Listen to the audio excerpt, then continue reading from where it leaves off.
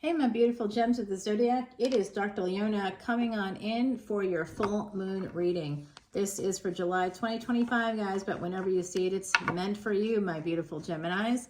Now, Gemini, you are that third house ruled by Mercury.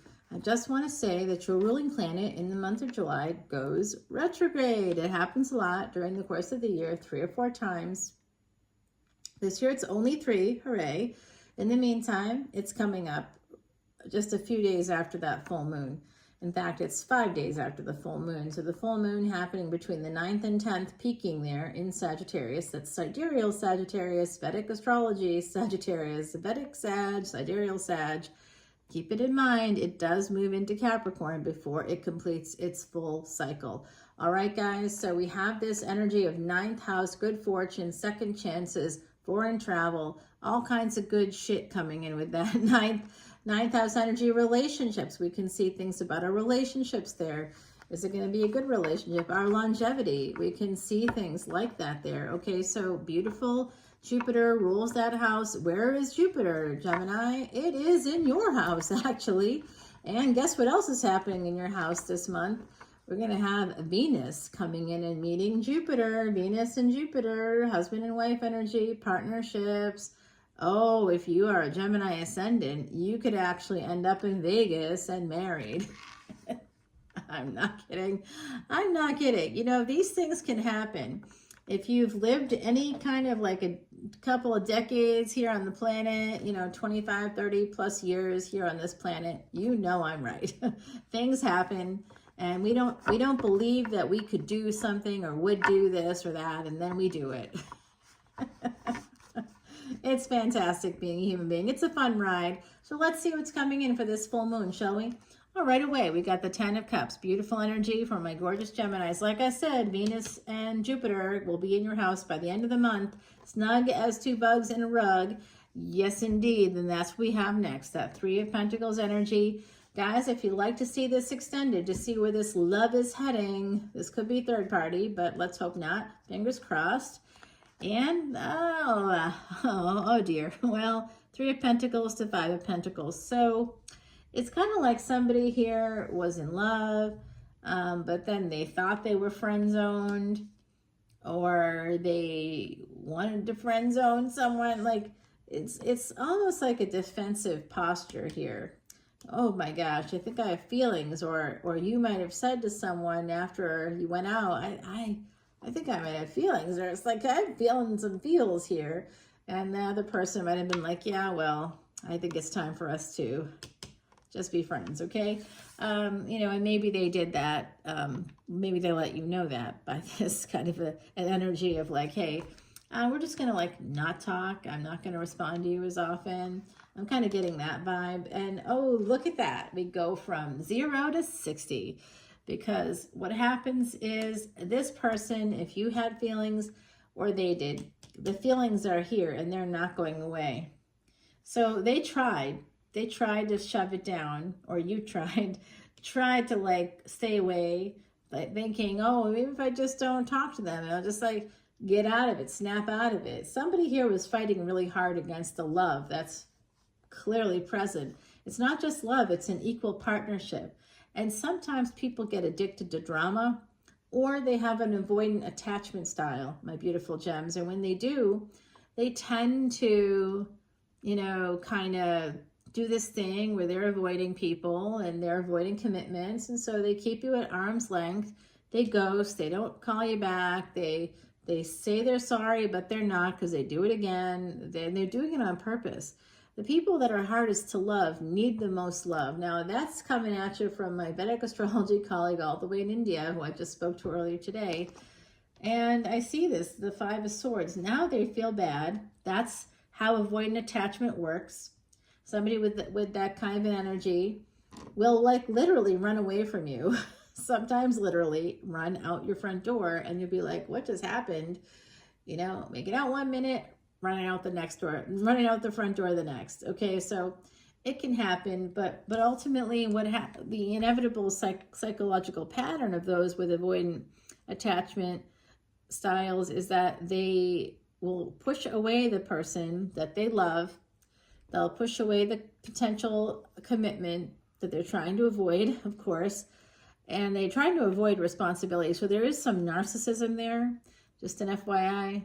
And then what happens? And then what happens? Then, usually within 3 to 6 months, if the person actually does have an avoidant attachment style, they will begin to idealize you and the relationship. And within, like I said, anywhere between that 6th month, you know, you'll hear from them before the 6th month or right around that time. Could be a month or so after that. But you'll generally hear from this person and they'll be like, oh yeah, hey, I haven't talked to you in a while. Or, you know, oh, I saw your post. And all of a sudden there'll be some casual text or some, you know, some emoji that will show up on your Instagram story. There'll be that kind of an energy there.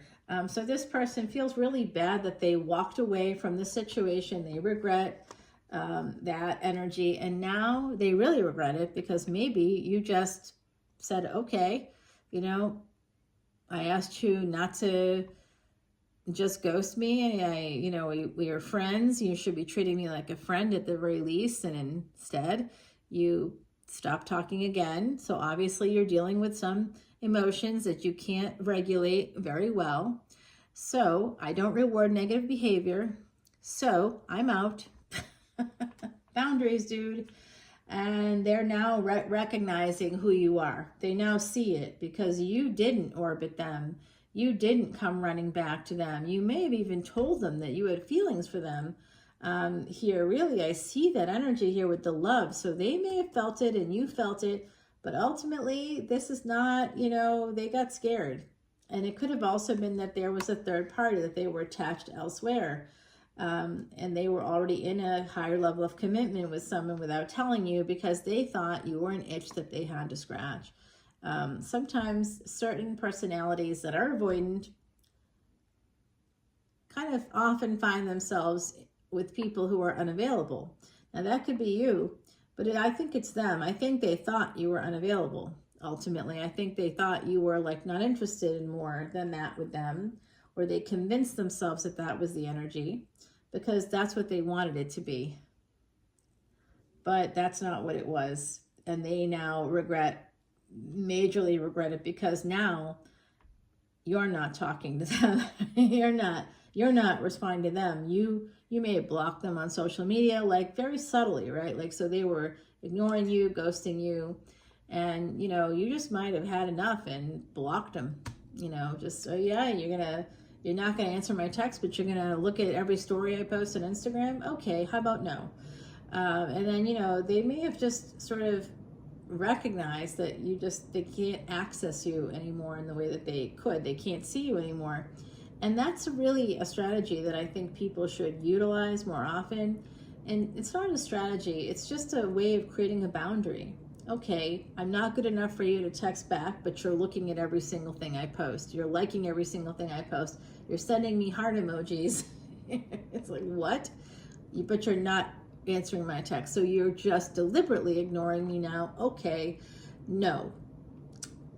Restrict, block, you know the drill.